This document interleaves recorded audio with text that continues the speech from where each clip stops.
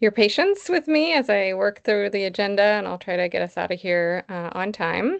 So this is the annual meeting of the Public Records Advisory Committee for January 29th. Do I need to do anything special to like open it? No, and just a point of order, it's a regular meeting, not an Oh, annual okay. one. Got it. See, I already messed up. Okay. So first on our agenda is to approve the agenda.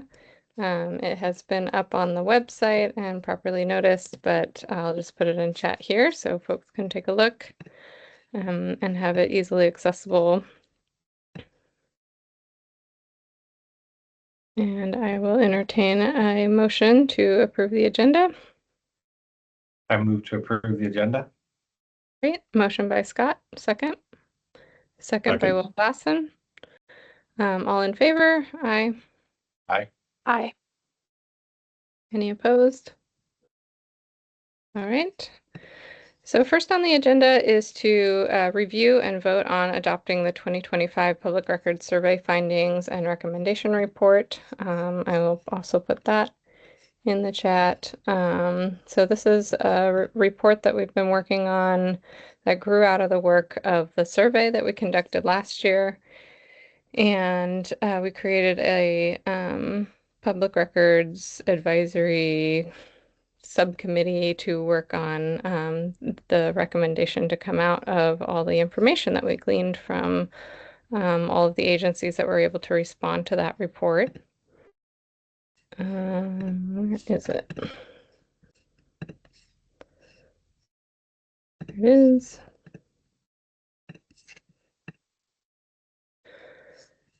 And there is public comment. I was pleased to see that we had some engagement from the public and that that person is here today as well. I know that we normally kind of hold comment for the end of the meeting, but I would be willing to do like a subject by subject thing. Does that feel okay? So I think first we'll have kind of a council discussion if anybody had a chance to take a look at it, or the members of the subcommittee who are present, and just kind of talk it through. I can, yeah, does anybody have any comments on this report?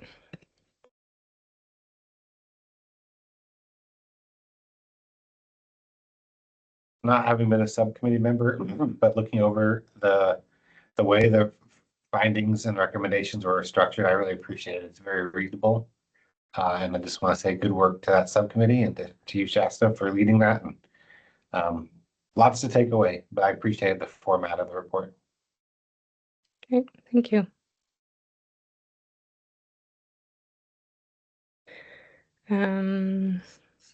Todd? I just wanted to say that I think a lot of the findings were unsurprising, but it's helpful to collect them in one place as a snapshot in time of what people dealing with public records issues are currently facing. I know we first need to adopt it as a council if we're going to, but I do think it really behooves us to take these recommendations and observations into account when coming up with things like legislative concepts or even best practices, white papers, or anything along those lines, because this is pretty much where things are at the moment, and it does a great job of summarizing them.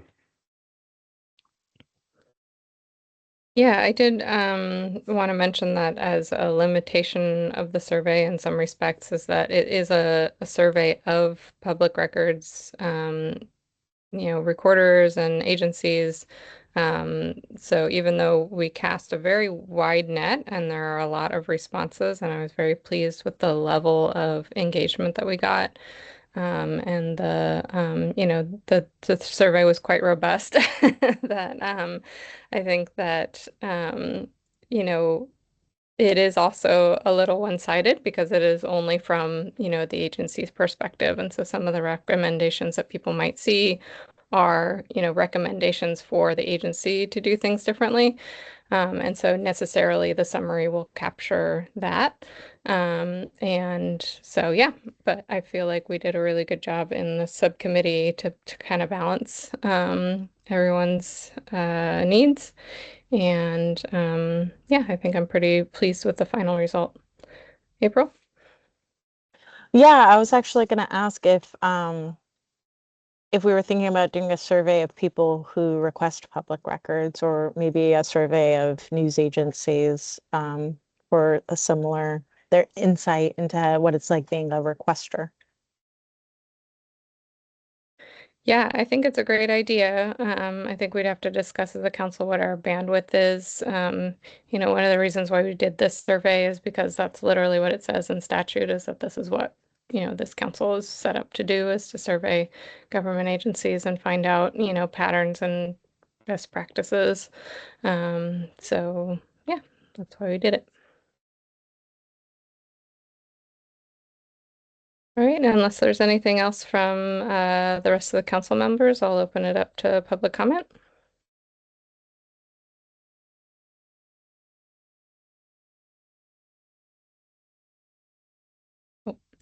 I think I'll call on Mark first, since he's a member of the council. Okay, thank you, Shasta. And I want to thank everybody who worked on the subcommittee for this report. I think there's a lot of really good work in there, and I'm glad that we've been able to memorialize it. Just in the future, and I realize we're sort of on time crunches here because our council doesn't meet on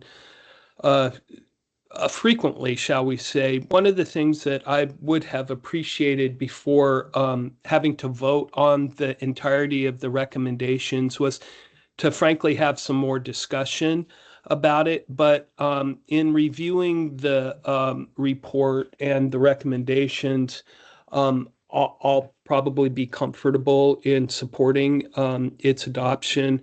But I would say in the future that it would be helpful just to be able to give a little bit more time for people to absorb this type of information. There is a lot of information in it, and be able to delve in a little bit more into the details as to why the committee made these recommendations.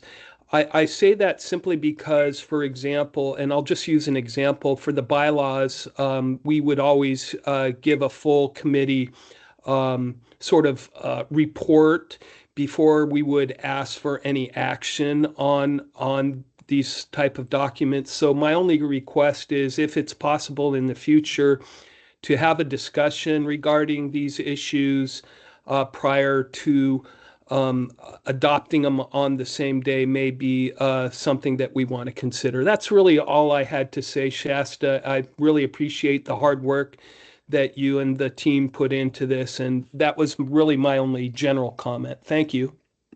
Thank you. All right, Joe Barker.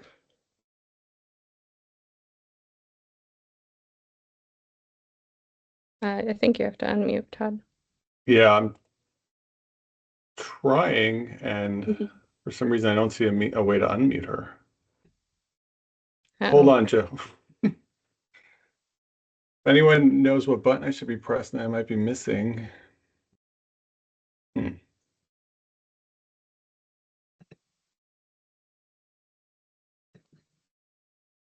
unfortunate. It allows me to mute people and then not unmute them.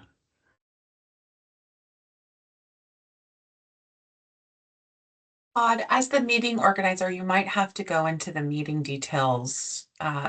It's probably something selected about. Okay. But usually as the organizer, you're able to unmute. So I'm not confused why you don't have that ability. Same. I do see something saying mute notifications. So just Yeah. a second, I'll take a look at those. Except it didn't open anything. Okay.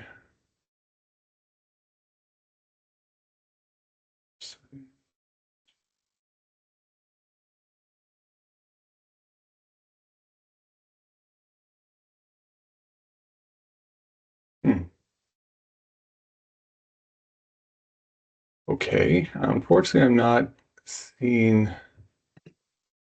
the ability to unmute Joe. which is weird because it should be there.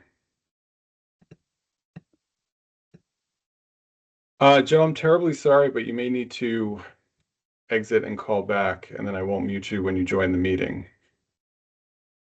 I'm not seeing another way to fix it right now. Oh, I'm muted? No, he's Oh. you're not. Joe is muted, for me at least. Is Yeah, that she what we're is still trying to do? muted. I'm trying to unmute her, and for some reason that option isn't Oh. available. So I asked her to call back in, which looks like she's about to do.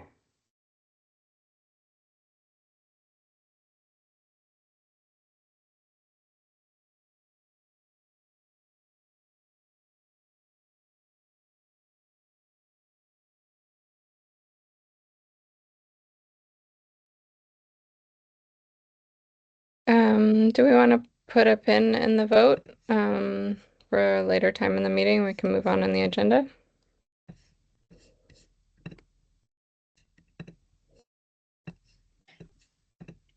Maybe if that'll she be- doesn't pop back up in 10 seconds, we can do that. Okay. Her comments are also on the website, and I was able to review them.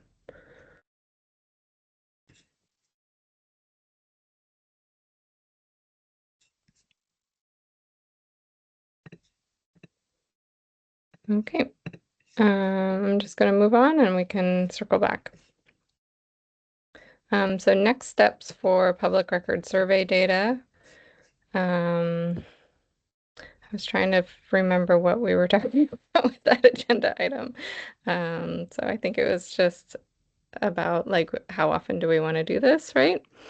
Is it an annual survey, a biannual survey? You know, and then we can have, you know, graphs and data that kind of continue on the same questions. Oh, Todd. Yeah, two things. Well, one, I think Joe is back. And Yeah. also my ideas, I was hoping to have a discussion about what do we want to do with the survey data that we now have. Like, I know bandwidth is an issue for all of us. And I think even just creating the survey and making it available like we have will allow others to use this information for their, you know, for their own thoughts on the public records law. Our previous survey was cited for years by individuals interested in updating or changing the law. I'm just wondering, is there anything else we want to do? Like, for instance, I'm in favor of a legislative subcommittee that would explore a potential new concept for next year. And I would just recommend that if we do go down that road, we utilize these survey results as a starting point, as well as our prior bill. Great, thank you. Scott?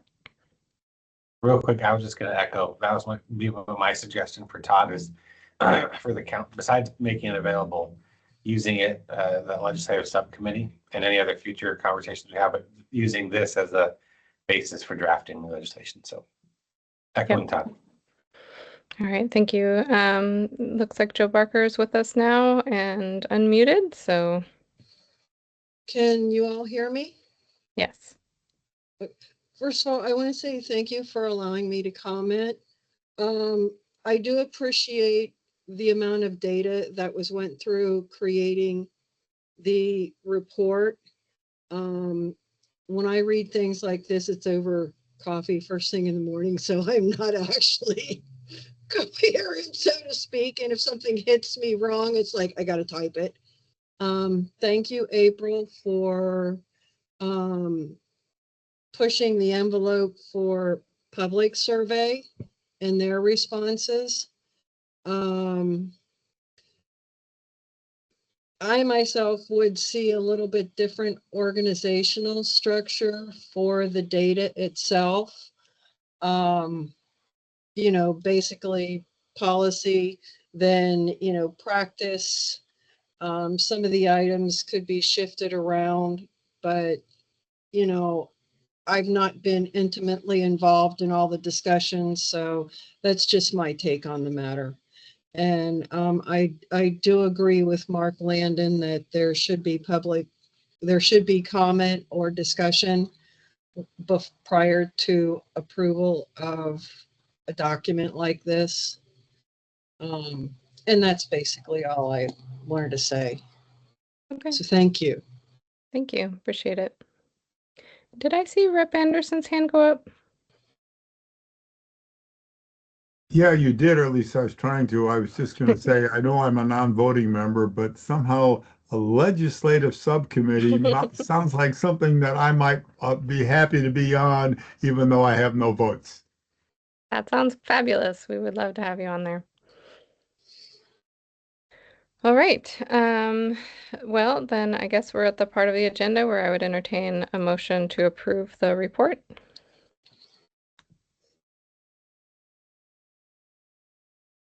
I'll move to approve the report. I have a motion from Scott. Do I have a second? I'm voting now, right? I can second? Yep. All right, I second. Okay. Motion from Scott and second by April. All in favor, please raise your hand.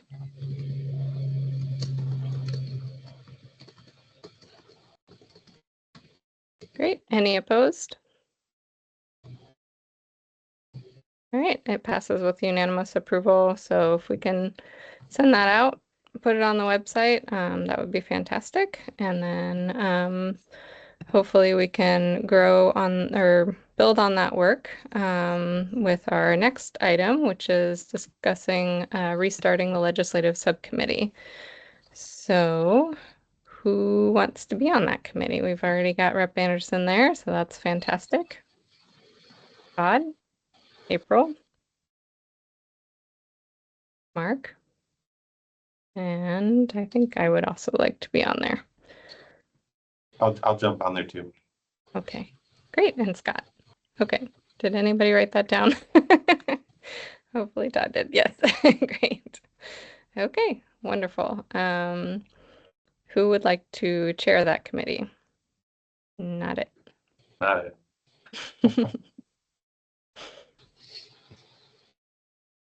April, you made a motion with your hand. I have no idea what it would entail. I would need a lot of guidance. I don't mind helping organize people, but people would have to help me. Pretty figure much out what it. You just kind of the leader on like when are we meeting and that kind of thing. I would love guidance though. So if I'm not doing I'd be something. happy to help April. Cool. And then, we work together to plan the agenda, get everything, and then I post everything. So I'm more than happy to assist. Okay, cool. Then that's fine with me. Wonderful. All right, so we'll move on to item number 4, the Public Record Advocates Mediation and Training Report. Sorry, just making my notes. Okay, I will share my screen and make this quick since it's just the start of the year. We don't have a lot to report as of yet. So, alrighty, you should be seeing my slides.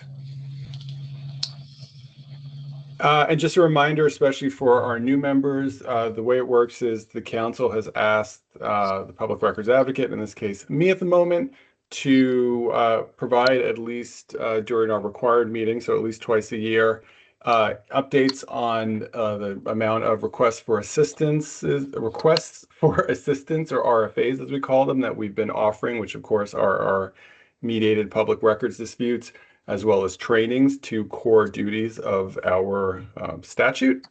And so let's just jump in. I just wanted you to see our numbers where we're at. So we had our annual meeting before the close of last year. It was December, but we actually added several more RFAs since that meeting through the end of December. So we closed out 2025 at 385 individual requests for assistance. And of course, those come in either from the requester community, both members of the public and the media, or public bodies at the state and local level. And sometimes we'll get calls from both sides to a disputed public records request, but we just count that as one and note it under whomever contacted us first. But as you can see, I cut out 2019. Sorry about that. I didn't realize I did that till just now. Well, 2019 was our first full year of tracking data. The numbers were similar and but slightly lower than very similar to 2020, which represented a bit of a bottoming out of our numbers because of COVID. But you can see we've continued to steadily grow ever since, and we did 385 total individual requests for assistance last year. And just in this month alone, since January 1st, and as of yesterday, the 28th, we are at 40, and as of this moment, we're at 42 individual requests for assistance just since January 1st. So if the numbers continue, there's a good chance we'll exceed even last year's high water mark. These are the categories of information we collect. It is slightly condensed versus what we used to do, and that is due in part to one, we're using a new system. We have transitioned from my very sophisticated Excel spreadsheet to the very sophisticated Google Forms platform, which is free. It's widely used and well supported, and because none of the data we put into the form is confidential, I don't have any concerns about using such an open system for collecting this information. And it does create handy dandy charts that are useful to see how we're doing. And so this is the information we're tracking at this point.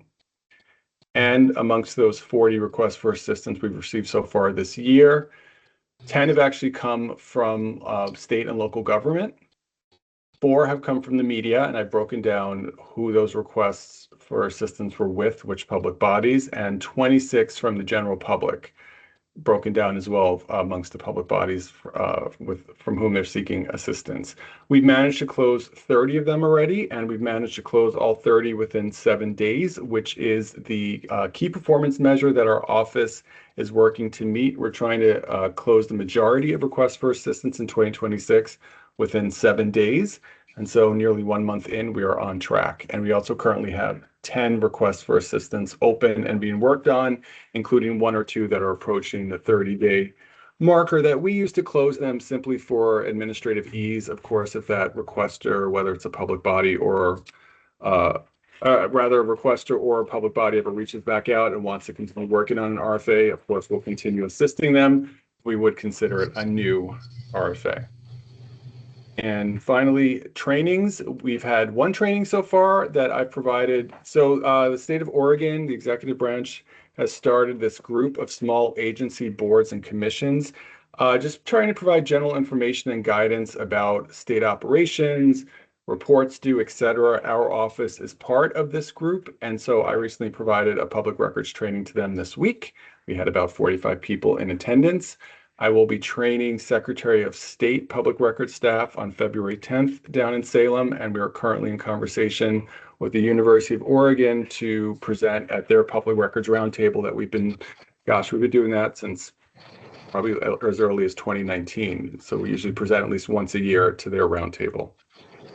So just let me know if you have any questions or want me to go back to any of the slides.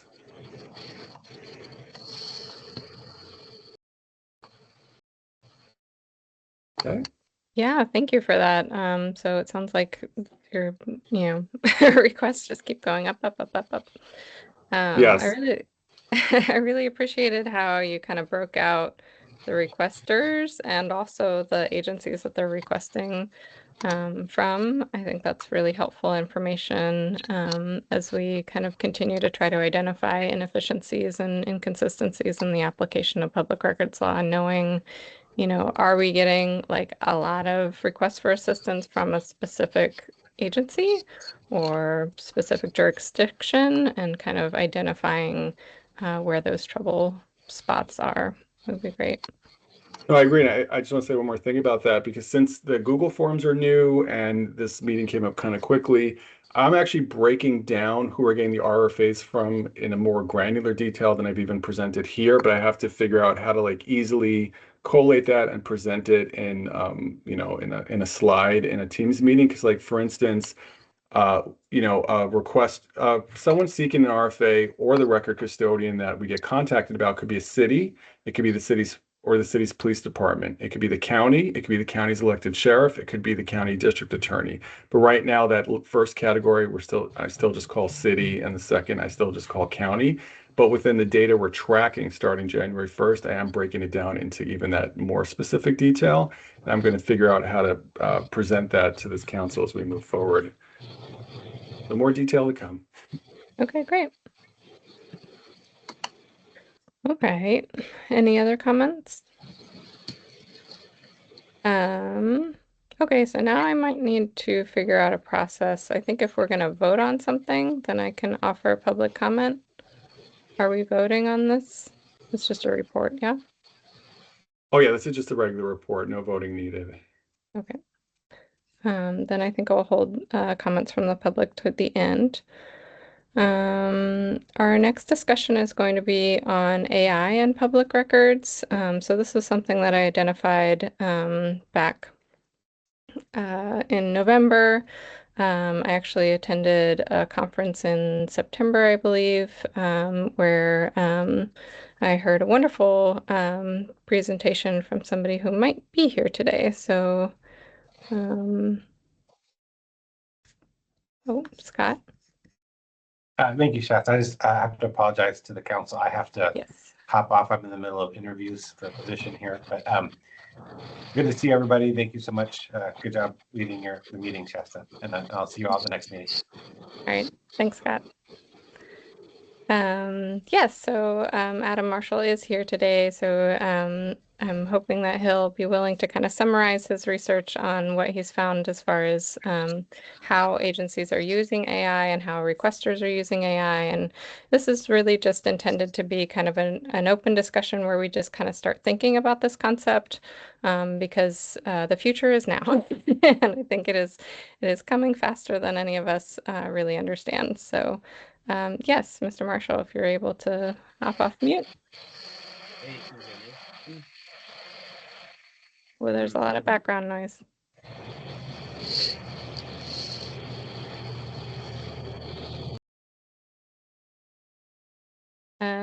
It's very patchy.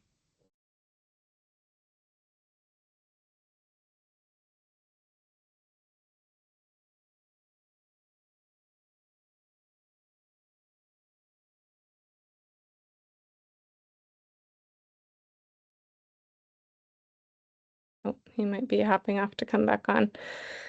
Yeah, so he's probably trying to relog back in. Yeah, I mean, I know that I've heard from folks who are using ChatGPT to make public records requests. So, kind of using this language model to come up with the right way to phrase the documents that you would like. Of course, the kind of pitfalls with that are that you're could be introducing errors, making legal citations that don't actually exist in reality.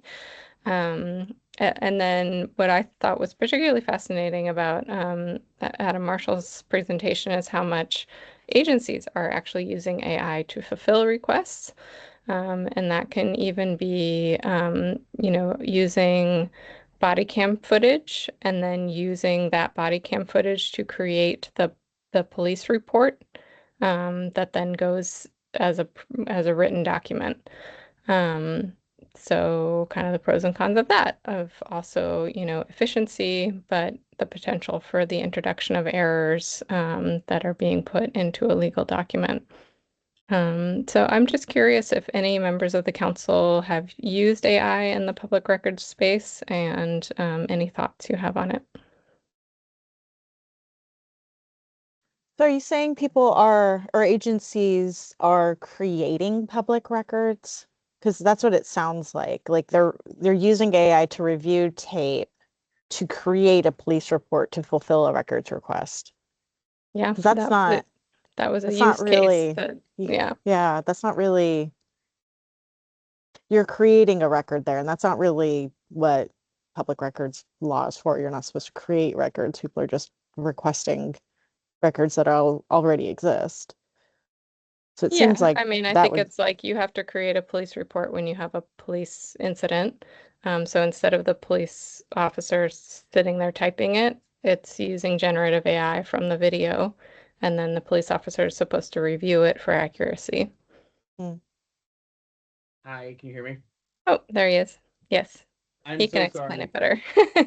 I tried to come off and the technology just didn't work. I'm so sorry. My name is Adam Marshall. I am the Director of National Litigation here at the Reporters Committee for Freedom of the Press. I think Shasta saw my presentation as she mentioned earlier this year on AI and public records. Happy to give a brief overview of that, and then I can take any questions or thoughts that you might have.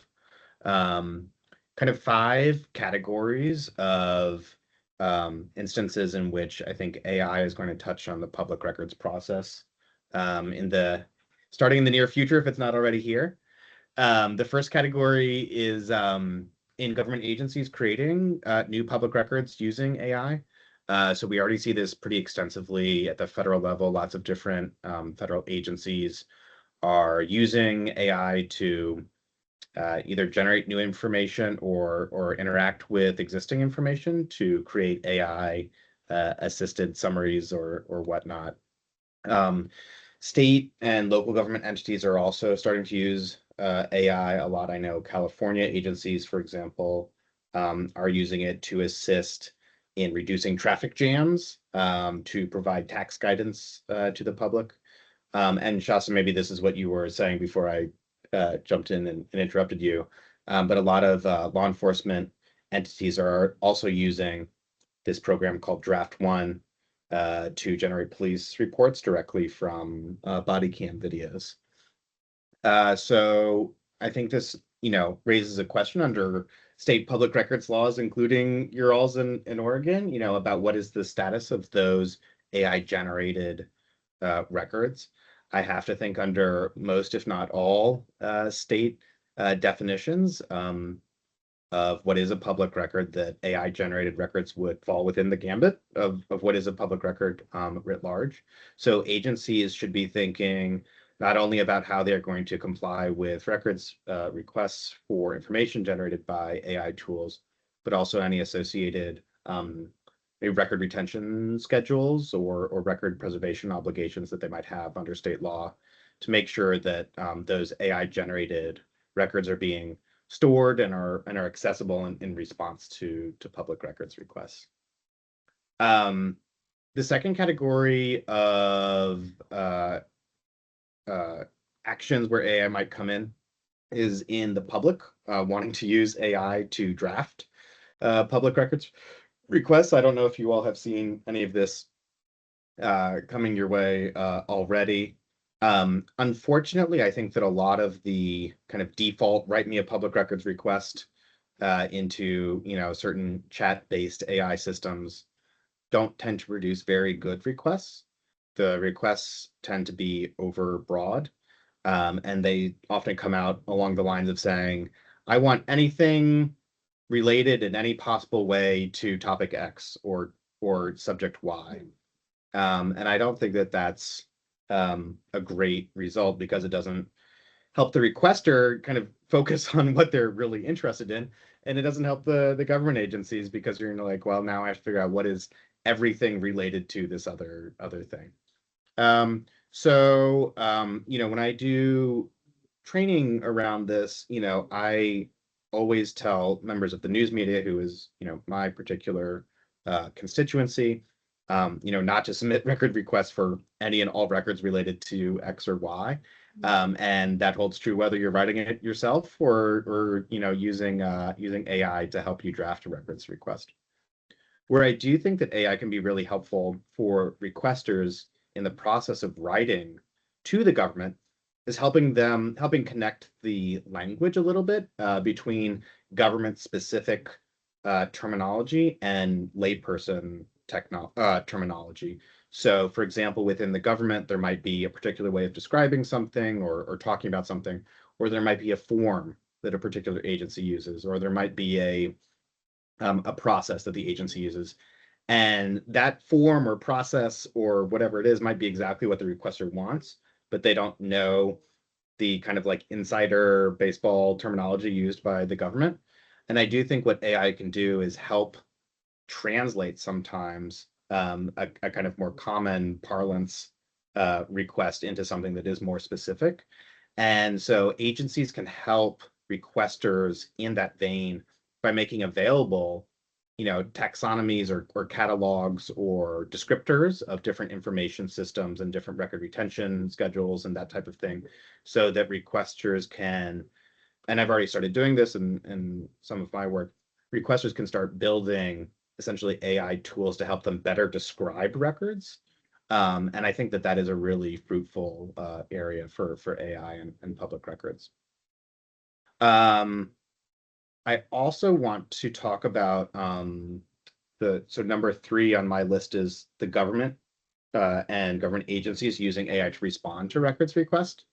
So at the federal level, we've seen so far around 18 to 19% of federal agencies say that they are already using AI or machine learning and responding to records requests.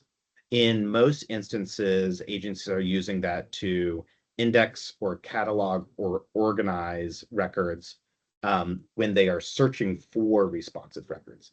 So it's not like the agency is just like, hey, you know, AI bot, go respond to this records request.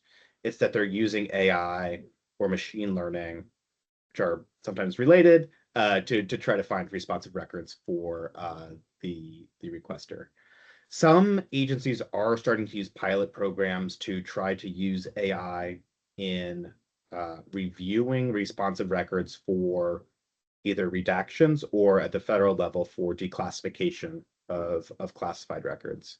The State Department has a pilot program that they train to declassify old historical State Department cables and other information. And they found that that was very successful and reduced the burden on the government quite a bit. But it was just a pilot program.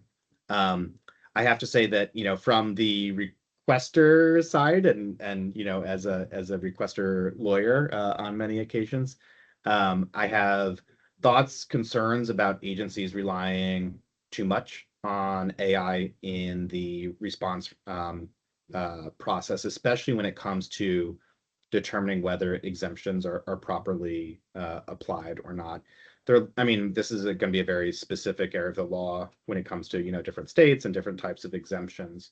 But I do think that it's important that there is a human making the call ultimately on a lot of these things, especially when there's like a public interest balancing test. And at the federal level, foreseeable harm. But I know that doesn't, it's not a feature of your all's law. The fourth area finally is requesters using AI on once they've received public records to help understand them and maybe summarize them and figure out what's going on. One thing that AI does seem to be pretty good at in a lot of instances is summarizing long documents and focusing in on what people are interested in. So, you know, I think that's interesting. I don't think there's a whole lot to say about that. But then finally, area 5 that I wanted to cover was the use or potential use of AI in adjudications over public records disputes, either at the administrative level or at the judicial level. Obviously, there are lots of emerging rules and ethics restrictions and all kinds of things when it comes to using AI in the courts. But I wanted to flag for you all that there is some guidance out of the Open Records, the Office of Open Records in Pennsylvania. It seems like they have been having some submissions from requesters using generative AI in one way or another to make arguments about their public records disputes.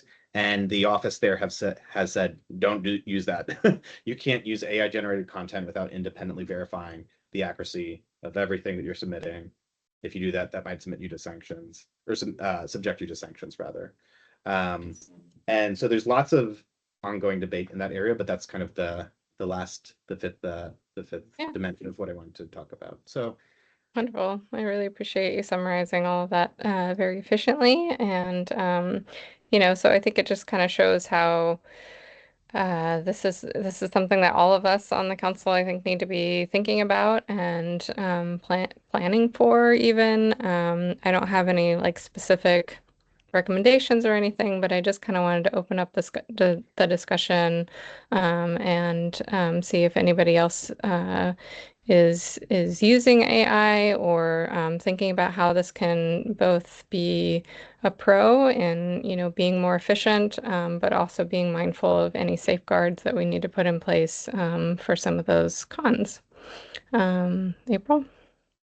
I wanted to hear a little bit about people requesting an official's use of AI. Like I haven't done that before, but I've seen reporting on it. Like how available is that to reporters to say, I want, the mayor's use of Chat GPT from the last week? Is that something that is requestable across the board, or what are you seeing? Sorry, is that directed at me or other people? It's directed at you. I'm curious Okay. to know what you're seeing because it sounds like you have like a Yeah. national perspective on this. I have seen some instances of reporters asking for public officials' use of AI tools and platforms for sure. Again, I mean, I think there are different like questions that you would have to like go through the analysis on, right? Under, any particular state law. One is whatever is being done a public record, right? And you could break it down further. Like you could say, are the inputs into a generative AI tool a public record because the public official is writing them, right? And then is the receipt, whatever is comes out of the system, is that a public record? And I think again, under most state laws definitions, both of those are probably going to be considered public records. It may depend a little bit on the substance, like different state laws may say, well, purely private information, like, if a mayor is writing it in her AI tool, as a diary, maybe that doesn't count as a public record. But if she's writing in it, hey, what should I do about this upcoming council meeting? That, because it relates to the conduct of public business, that might count as a record. So this is definitely something that is happening. I think, like any new technology, there's a bit of a learning curve on both the requester side and the government side to figure out how it's going to be handled. But it is something that's happening. Thank you. I'll entertain one more question. If there are any. Okay, thank you, Adam, for coming and visiting us here in Oregon virtually and for all your expert information. Thanks for having me. All right, next on our agenda is a location for our April meeting. So we had discussed previously that I would like to see 4 meetings a year. We said January, April, July maybe, and then November, December, kind of late November, early December. But I also have heard interest on the council for a physical location. We have not met in person since COVID, I believe. So just kind of having like a maybe one annual meeting where we're all looking at the whites of each other's eyes and, really kind of all together as a council, I think would be great. So when we sent out the doodle polls for the date and time for that, we didn't talk about specifically that it would be an in-person meeting. So, and then I tasked Todd with kind of looking for locations for that meeting. So hopefully he has an update for us.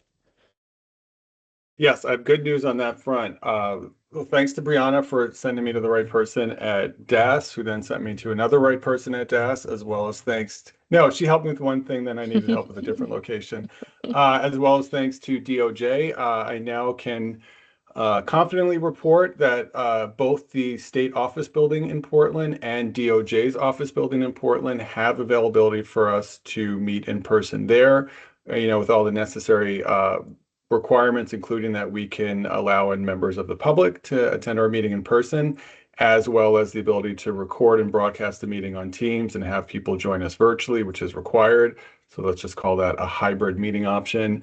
Both Portland locations can support that. And then I've also been given access to a scheduling master to find available office space or conference room space in Salem that also meets those needs.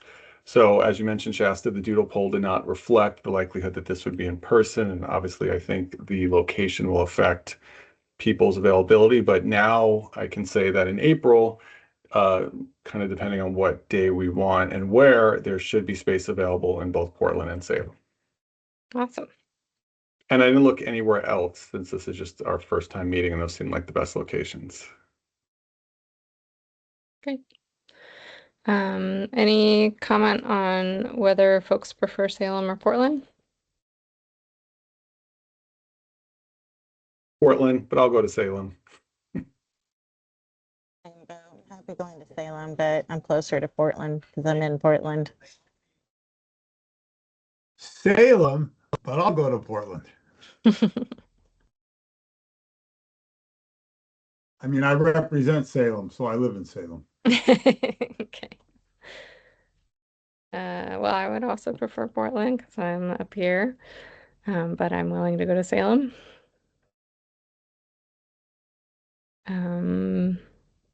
Todd? May I suggest for consideration Portland this time, maybe Salem next time? There we go. The compromise. And you said you had 2 different locations in Portland? Yeah, and the reason I thought that's helpful is, DOJ is in downtown Portland on First and I forgot the name of the cross street, but it's actually near the Oregonian, like right off NATO, not too far from City Hall. And then the Portland State Office Building's on the east side. I could look up the address, but so basically we have like either side of it. I'll tell you, parking's probably easier on the east side, just as a matter of convenience. Having said that, I don't, have a strong preference either way. I could also offer up the international headquarters of the Special Districts Association of Oregon. We do have an office in Tigard that would be able to accommodate enough people and has all the bells and whistles for hybrid and et cetera. So up to you folks. I don't have a strong preference, but I would say that the east side is a bit easier to park in than the west side, downtown. Nice. Appreciate that. Yeah, I would kind of move toward the east side as well because of the parking issue and the driving downtown. I'm used to it now, but sometimes that can be a barrier for folks. So yeah, so I guess kind of what we would have to do is kind of identify the location and then do a doodle poll for April again. Okay. So That makes sense. And Will just also offered Multnomah County facility too, which is on the east side, east. but parking stinks. Yeah. Okay. I have already forgotten what it is, but what was the one on the east side? Oh, the state office building. State I think it's office literally building. called It's the on state north. office It's building. on northeast Multnomah, I believe. Is it in the Lloyd Right Center? near. It's right near the convention center. A couple blocks removed from the convention center, further east. Okay, I know where that is. Okay, well, I would lean towards that option. I really appreciate the offer for the SDAO office, but I think having a government building is probably good for our purposes. Is there any objections? Do we need a vote on that or? Okay. All right, so we'll do another doodle poll to figure out the exact date and time of that. We were also talking about maybe going a little longer, having like a 90-minute meeting or something so that we would have time to discuss kind of, bigger goals and just do I think like any introductions. I think there's some people on the council who already know each other, but we have a lot of new faces. And again, it's been a lot of virtual interactions. So just kind of, giving people a little extra time to kind of introduce themselves and what brings them to this work would be great.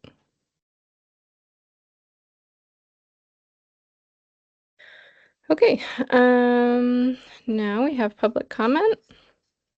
Do we have any additional public comment? Stephanie Volin? Can you hear me? Yep. Okay. I don't know if this is even appropriate for this meeting. I read the agenda and I saw public commentary, and I thought, here's my chance to tell you all about an article that is of, I think, interest to you. So is that okay to briefly? Yeah. Okay. So I'm an independent legal writer, and my work's been cited in the ABA Journal, the Lewis and Clark Review of Law Review. I've won a couple of public record suits and gotten records unsealed. I got body cam footage out of the city of Portland. And I did all of that without an attorney, just FYI. I wanted to tell you all about an article that's in this month's Oregon State Bar Bulletin that is about the unlawful sealing of court records, which, as you know, are public records. So I know that at least Todd is a lawyer. I don't know if you saw that article yet or have read it. It's really well written. It's written by a retired judge. I recommend it because there's only a handful of cases over a 5-year span, something like 22 cases that were unlawfully had at least one item sealed with no proper citation of law or any legal authority to do so. And so this article, it's Judge Hargreaves, who is from, I don't remember what county he was from, was talking about how that happens, what the law is clear, that you can't just seal stuff on whim. It enumerated some consequences, possible consequences for unlawful, unconstitutional sealing of court records. So I highly recommend reading it. Even if you're not a lawyer, it's very readable. I wanted to call your all attention to one of the cases that is mentioned anonymously, because there's no case numbers in this article. There's 2 from Lynn County, and it's actually 2 case numbers that are really one matter. In that matter, the entire docket has been sealed, not just individual documents in it, but literally every filing and the register of actions. So if you went to go look on the court case search record, you wouldn't even be able to find the case numbers because they're hidden. They're invisible from the public. And I know, again, I don't know who's a lawyer and who's not a lawyer here, but even members of the media know that that's bonkers. It's really unusual. It's not legal, unconstitutional, blah, blah, blah. All my attempts to unseal or at least even have the docket made visible have just fallen on deaf ears. The court thinks that they have a judicial, like a valid judicial order, when in reality the order that I got to glimpse before the whole docket disappeared said nothing about, oh, the docket should be invisible, everything is sealed. The protective order was really just supposed to cover discovery, and then suddenly everything disappeared.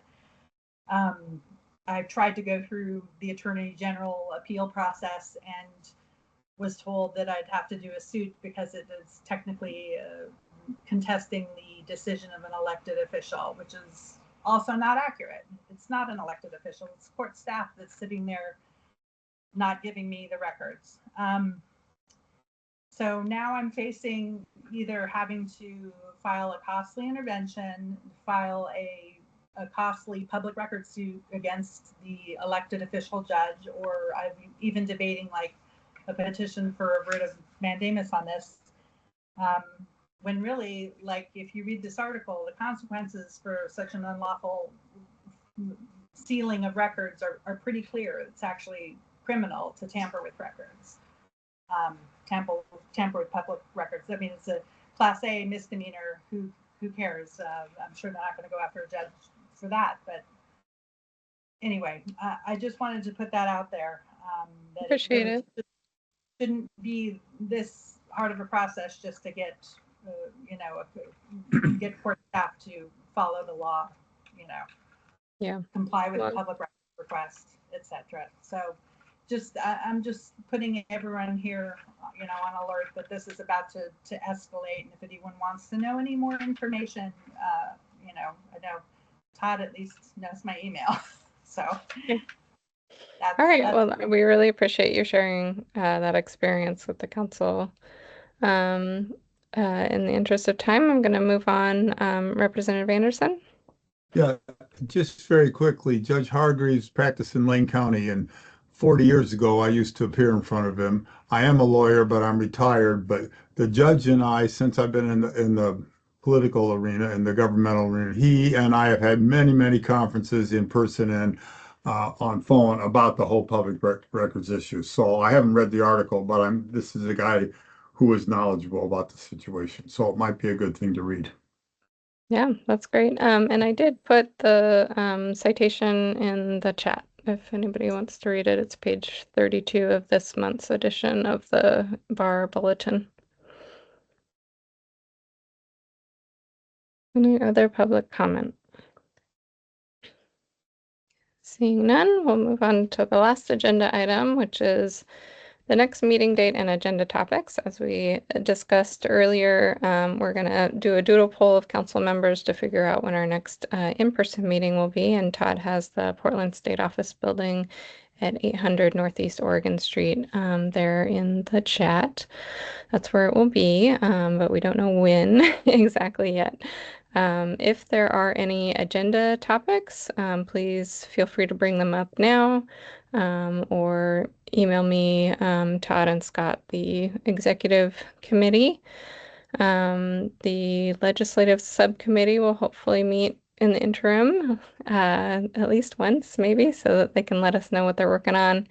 And then I somewhere have that big old list of topics that I wanted to discuss as chair, and hopefully we can bring another topic like we did on AI today to everybody to just kind of get our brains working and thinking about, you know, some of these stickier issues that we all face in the public record space.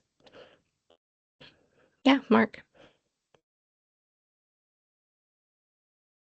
Sorry, Shasta. You know, one of the things that I had always wanted to do, and I think I failed miserably at during my reign as the King Poobah of this illustrious council, was getting having a cross fertilization with the Sunshine Committee. That is one thing that I think would be beneficial for the council as well as the Sunshine Committee. And so I just throw that out there as a possible future topic as well for the good of the order. Thank you. Thank you. I appreciate that. Yeah, I did reach out to that committee twice over email and never heard back. So I was going to go to one of their meetings that lined up with my schedule. But if anybody else wants to take on being a liaison to that committee, I'd be more than happy to. Well, it just so happens that I am a member. Oh, well, there you go. Well, that's very useful. So yes, I'm a new member, but I happen to be a member on that as well. And so I do think that it would be probably good for us to get the chair and vice chair just to give us perhaps an update on their work. I mean, they've been in existence as long as the PRAC has. And at least my recollection, Todd can correct me if I'm wrong, I don't think we've ever had a discussion between the two councils. And I think it would be nice to at least know what each other is up to. That's really my only input at this point. Thank you. Great, thanks. All right, well, we are right on time to dissolve this committee. I don't think we need a vote to adjourn, or do we? I think technically we do. Am I wrong on that? Well, the representative So shaking his moved. head. Second. All in favor? Aye. Aye. All right. Have a great rainy day, everybody. Thank you.